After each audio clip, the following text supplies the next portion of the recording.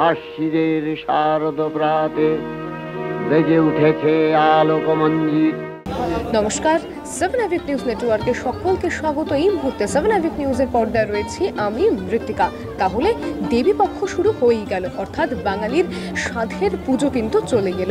আর এই মুহূর্তে আমি রয়েছি হাতিবাগান নবীনপল্লী, অর্থাৎ নেট নাগরিকেরা যেটাকে চেনেন আবল তাবল পাড়া হিসেবে। সেই আবল তাবল পাড়ায় কিন্তু আমি এই মুহূর্তে রয়েছি। কিন্তু চলতি বছরে পুজোর থিমে কিন্তু আমূল পরিবর্তন ঘটে গিয়েছে এই পাড়ার। নারী শক্তির জয়গান কিন্তু গাওয়া হয়েছে এই পুজো মণ্ডপে। যেমন তেমন নারী শক্তি কিন্তু নয়, চলে গেছি স্বাধীনতা আন্দোলন, বলা ভালো সেই বঙ্গভঙ্গ আন্দোলনে। বঙ্গভঙ্গ আন্দোলনে নারীদের কিন্তু একটা ভূমিকা ছিল, যে ভূমিকা কিন্তু কার্যত আমরা ভুলতেই বসেছি। আর চলতি বছর হাতিবাগান নবীনপল্লীতে সেই নারী শক্তির জয়গানই কিন্তু গাওয়া হয়েছে। কেমন সাজানো হলো মণ্ডপ, চলুন তাহলে ঘুরে দেখা যাক। এই মুহূর্তে আমি দাঁড়িয়ে রয়েছি হাতিবাগান নবীনপল্লীতে, একেবারে এন্ট্রান্স। এই যে আমি দেখাচ্ছি এই মুহূর্তে ইলাস্ট্রেশনটা, সেটা কিন্তু আপনারা একেবারে দেখতে পাবেন ঢোকার মুখেই। মানে বঙ্গভঙ্গ আন্দোলন বলুন বা স্বাধীনতা আন্দোলন বলুন, এমন বেশ কিছু মহিলা স্বাধীনতা সংগ্রামীর নাম কিন্তু আমরা জানি, কিন্তু অনেকের কথাই জানি না। অর্থাৎ তাদেরকে নিয়েই কিন্তু আজকের এই মণ্ডপ হাতিবাগান নবীনপল্লীতে।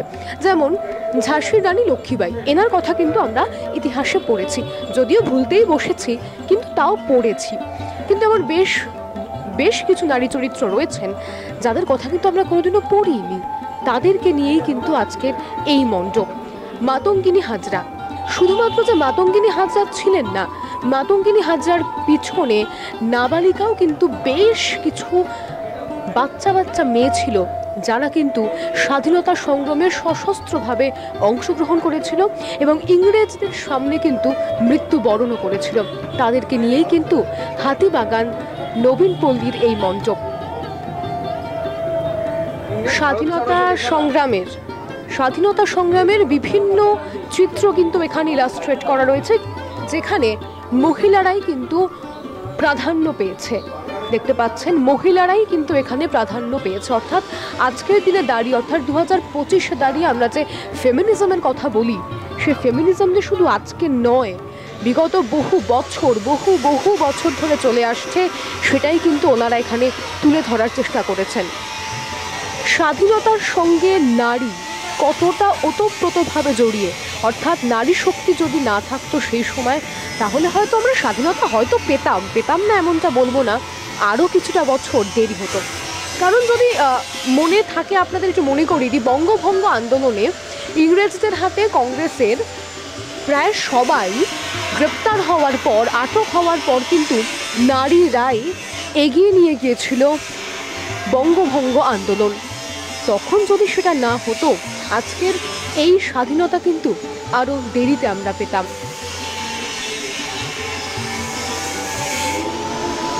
অর্থাৎ মা দুর্গার পুজোয় নারী শক্তির আহ্বান, এটাই কিন্তু ওনাদের একটা চেষ্টা বলা যেতে পারে, এবং যেটা আমার খুব ভালো লাগলো। এবং যেমনটা আপনারা জানেন যে হাতিবাগান নবীনপল্লী বললেই গত 2 বছর ধরে একটা আবল তাবল পাড়ার একটা কথা উঠে আসে। সে আবল তাবল পাড়া, অর্থাৎ একটা কমিক ওয়ার্ল্ড থেকে বেরিয়ে এতটা সিরিয়াস একটা কাজ করা, সিরিয়াস ইলাস্ট্রেশনস করা কিন্তু মুখের কথা একেবারে নয়। ওনারা কিন্তু ভীষণ সুন্দর করে ফুটিয়ে তুলেছেন। যেমন এই মুহূর্তে রয়েছেন কনকলতা বড়ুয়া, আমরা অনেকেই এনার নাম শুনিনি। মানে ইনি কিন্তু ভারতের স্বাধীনতা সংগ্রামের একজন সংগ্রামী মহিলা। তিনি আসাম নৃত্যবাহিনীর এক সদস্য ছিলেন, কিন্তু আমরা এনাদের কথা শুনিনি, বা যারা জেনেওছি, কোনোদিনও পড়েওছি, আমরা ভুলে গিয়েছিলাম, ভুলতে বসেছিলাম। সেটাকেই মনে করিয়ে দেওয়ার জন্য কিন্তু এই মণ্ডপ, পুরো মণ্ডপের ওপরের দিকে কিন্তু কাঠের বেশ কিছু ইলাস্ট্রেশনস রয়েছে, দেখতে পাচ্ছেন সেই ছবি 7 আভিক নিউজের পর্দায়। কার্যত বলা চলে হাতিবাগান নবীনপল্লীর ফার্স্ট লুক কিন্তু আমরা এই মুহূর্তে আপনাদের দেখাচ্ছি। এবং তারপরে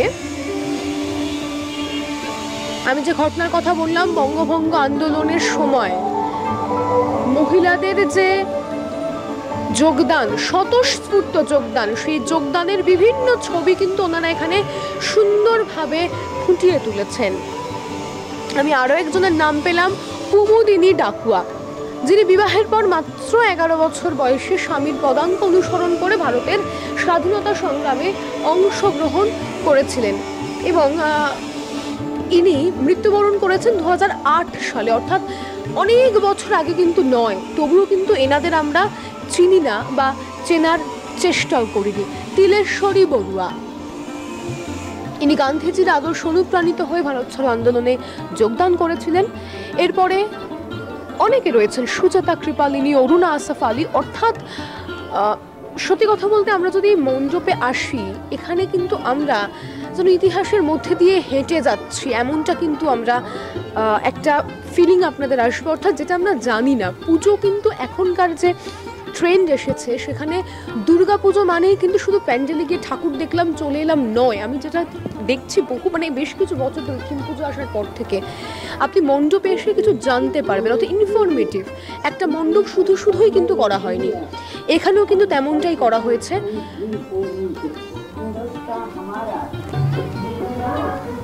এবং দেখছেন এখানে একটা খুব সুন্দর রেডিওর একটা ইলাস্ট্রেশন কিন্তু এখানে করা হয়েছে, যেখানে কার্যত দেশাত্মবোধক গান কিন্তু চলছে। আমি এই মুহূর্তে ডে লাইট আপনাদেরকে দেখাচ্ছি, রাত্রিবেলা আরো সুন্দর আলোর যে ইলাস্ট্রেশনসগুলো আসবে ওটাতে কিন্তু দেখতে আরো ভালো লাগবে। এবং এরপরে এখানে সামান্য কাজ হয়তো বাকি রয়েছে, আসলে কাজ বাকি নয়, এখানে এমনভাবে কাটআউটসগুলো প্লেস করা রয়েছে, প্রত্যেক দিন যদি একবার না চেক করা হয় সমস্যা হতে পারে। এই মুহূর্তে কিন্তু বিভিন্ন স্বাধীনতা, মহিলা স্বাধীনতা সংগ্রামীদের কাটআউট করা রয়েছে, কারোর হাতে জাতীয় পতাকা রয়েছেন, কেউ হাত মুঠো করে স্লোগান দিচ্ছেন, কারোর হাতে লাঠি রয়েছে, কারোর হাতে বন্দুক রয়েছে। অর্থাৎ সেই সময় দাঁড়িয়ে মহিলারা যেভাবে রাস্তায় বেরিয়ে এসেছিল, স্বতঃস্ফূর্ত অংশগ্রহণ করেছিল, সেই ছবিটাই কিন্তু এখানে তুলে ধরা হয়েছে। এবং যেমনটা আমি বললাম, আর এইখানে পোর্ট্রেট করা হয়েছে স্বাধীনতা সংগ্রামীদের আসল ছবি। এটা দেখে মনে সাহস আসে, অর্থাৎ আমরা যে ফেমিনিজমের কথা বলি, নারী শক্তির কথা বলি, এনারা সেই নারী শক্তির জ্বলন্ত উদাহরণ।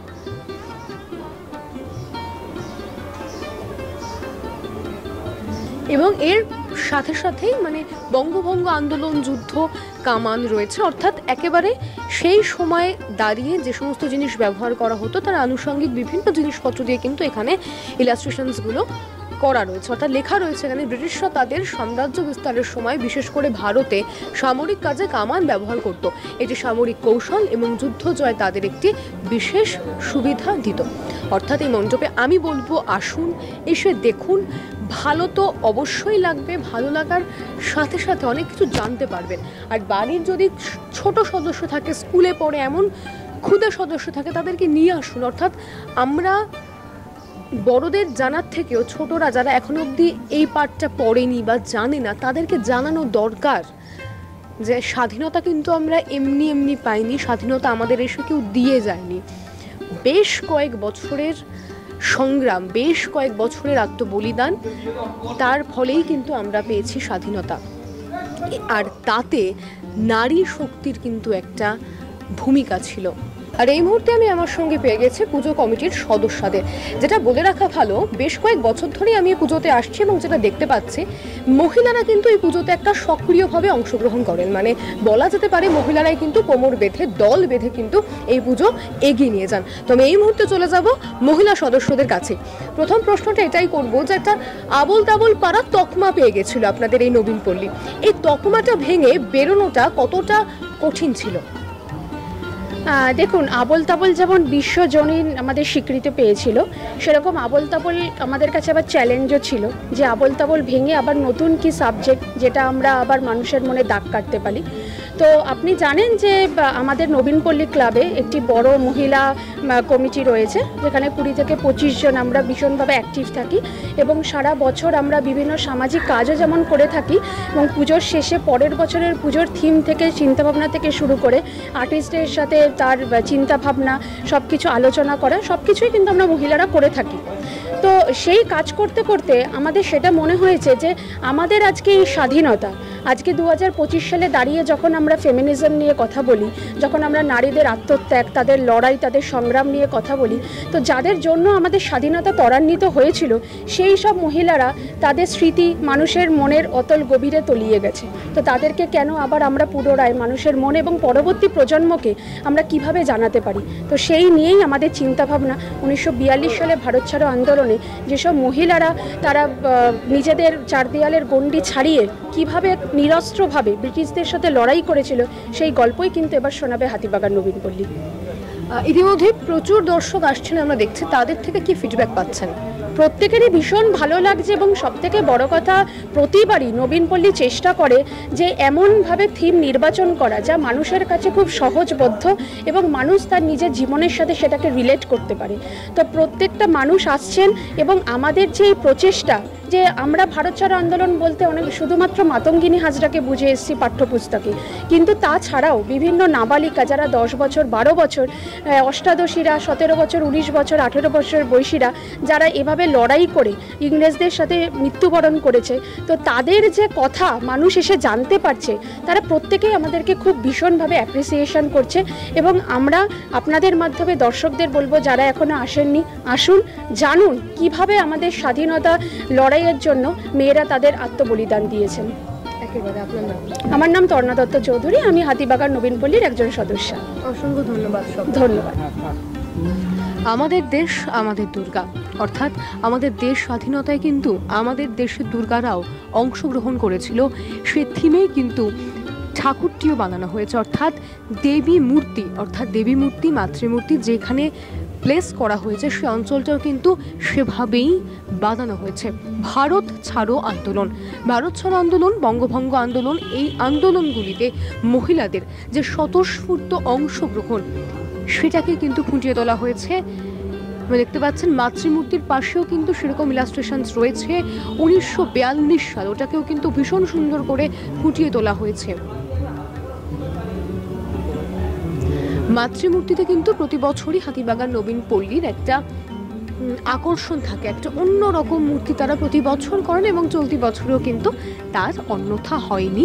চলতি বছরেও কিন্তু প্রতি বছরের ন্যায় অনন্য একটা মূর্তি কিন্তু রয়েছে এবং যে মূর্তির পোস্টারটা কিন্তু একেবারে অন্যরকম। অর্থাৎ আমরা যেরকম চিরাচরিত মাতৃমূর্তি দেখি, সাবেকি মাতৃ প্রতিমা দেখি, তেমনটা কিন্তু নয়। এবং ওপরটা কিন্তু পুরো করা হয়েছে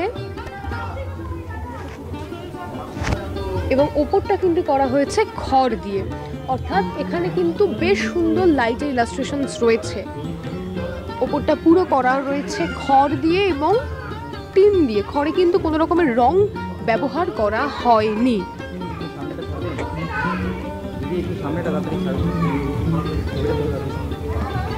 দেখতে পাচ্ছেন সেই ছবি। এবং যদি পাশটা আমি দেখি, দুর্গা ঠাকুরের পাশের দেওয়ালেও কিন্তু British go back, quick India movement কিন্তু এখানে ইলাস্ট্রেট করা রয়েছে। মহিলাদের মুখ ইলাস্ট্রেট করা রয়েছে, দেখতে পাচ্ছেন সেই ছবি। তারপরে মায়ের ছেলে মেয়েরা যে অঞ্চলে রয়েছে, গণেশকে আমরা এই মুহূর্তে দেখছি, তার পাশেও কিন্তু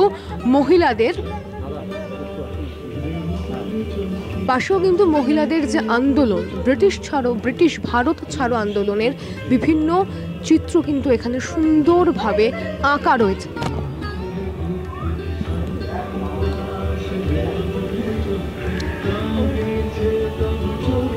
আর এখানে কিন্তু খুব সুন্দর আবহ সঙ্গীত চলছে ব্যাকগ্রাউন্ডে, যেটা আপনারা শুনতে পাচ্ছেন। ভীষণ সুন্দর একটা আবহ সঙ্গীত চলছে। দেশাত্মবোধক গানগুলোকেই ভীষণ সুন্দর করে মিক্স অ্যান্ড ম্যাচ করে এখানে চালানো হচ্ছে।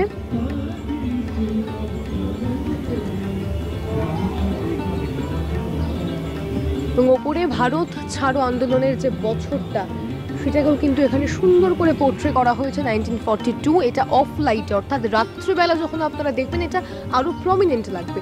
এটা কিন্তু পুরোপুরি টিনের কাজ করা হয়েছে, টিনের ওপরই রং করা হয়েছে এবং বেশ কিছুটা কিন্তু টিনের যে কালারটা, সেই কালারটা কিন্তু রেখে দেওয়া হয়েছে। টিনের ওপর কোনো রং করা হয়নি এবং যেটুকু করা হয়েছে টিনের ওপরই রংটা করা হয়েছে।